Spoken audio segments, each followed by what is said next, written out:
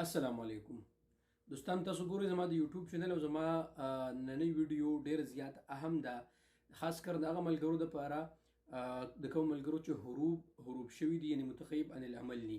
ما د اردو ویډیوګانې هم زه جوړوم او د پښتو هم زه جوړوم، نو ملګري دې په دې باندې نه خفه کېږي. نننۍ ویډیو تاسو د اول نه تر اخره پورې وګورئ، نو انشاءالله العزیز تاسو به ټول پوه شئ. او دویمه خبره درونه چې زما اکثر زما ټول ویډیوګانې دا زما په ټیک ټاک باندې زه نه اپلوډ کوم، چونکې زما ویډیوګانې غټې، نو په یوټیوب چینل باندې زما د ویډیوګانو یو سیریز موجود دی کانټریکټ په حوالې سره، او دارنګه ټول ویډیوګانې زما هلته موجود دي. نو زما د پروفایل د ټیک ټاک د پروفایل د یوټیوب بټن ووهئ، هلته زما ویډیوګانې تاسو هلته په تفصیل سره کتلی شئ. نو اصل کې خبره دا ده دوستانو چې حروب دا په سعودي کې د ډېر وخت نه کمپنیانې ورکوي چې کله د حروب معنی دوستانو د کمپنۍ نه تښتېدل. ته د چا سره د چا په ویزه باندې ته راغلی، د ته په دې پابند دي چې ته به د هغې سره کار کوې. کله چې د هغه نه ته وتښتېدې نو هغه په تا پسې بلاغ ورکړي، حروب د پسې ورکړي چې یار دا سړی ایبسنټ فرام ورک، دا سړی اوس په کار کې نشي، زما نه وتښتېدو. دا یو صورت دی. په دې صورت کې ستا کمپني په تا پسې حروب ورکولی شي. ادروایز لکه نن سبا لکه ملګري اکثر میسج وکړي، عمیر بھائی وایي ما د خپلې کمپنۍ نه ډیمانډ وکړو د سیلریز او د بقایه جاتو ډیمانډ مې چې دې وکړو نو به ما پسې حروب ورکړه. بالکل دا غلطه ده. که یا د خروج عوده یا د خروج نهایي ډیمانډ مې ترې وکړو په ما پسې حروب ورکړه، دا غلطه ده. اوس وزارت العمل په دې کې څه چل وکړو چې چونکې دا هر سړی بس نه خبر او بس په حروب ورکول، هغه څه وایي لکه څنګه چې زمونږ په ستاسو په ملکونو پاکستان کې خاص کر په دې تیر شوي او اوس هم چې کوم 15 کاله مخکې چې کوم ګورمنټ او په خیبر پختونخوا کې تحریک انصاف دوی یو کار کړی چې په پولیس سټیشن کې به مصالحتي سنټرې جوړې کړې وي، او اوس هم شته چې د چا به جګړه و نو هغې ته به 2 کسان به راوسته، د فریقینو په منځ کې به صلح کوله.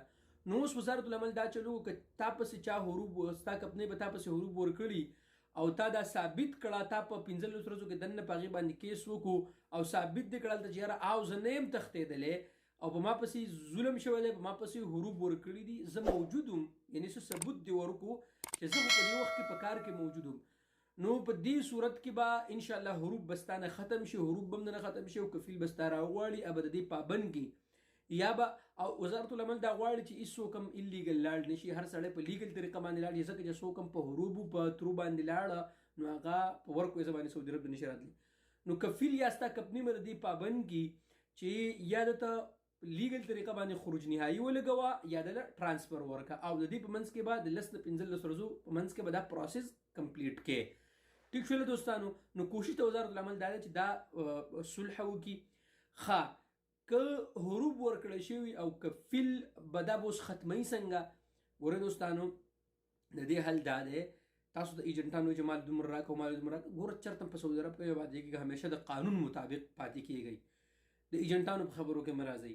که کفیل در پسې حروب ورکړي او ستاو د کفیل په منځ کې صلح راغله نو پاسبل دی انشاءالله بیا هم حروب ختمیږي. طریقه څنګه دوستانو؟ طریقه دا چې ته به په خپله منډې تړلی نه، دا د خطاب خبرې دي.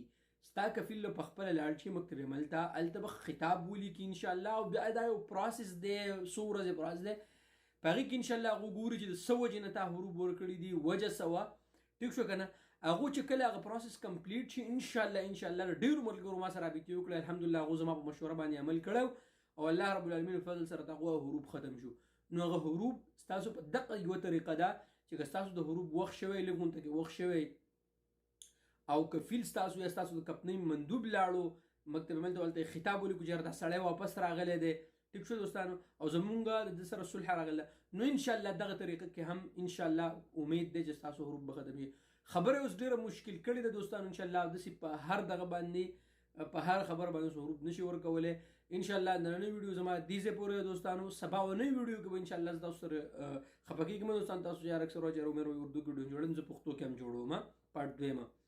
انشاءالله سبانۍ ویډیو په دې باندې جوړوم دوستانو چې په کوم صورت کې تاسو کمپنۍ باندې په دروغو بلاغ ورکړي، په کوم صورت کې تاسو چیلنج کولی شئ، په کوم صورت کې نشئ چیلنج کولی.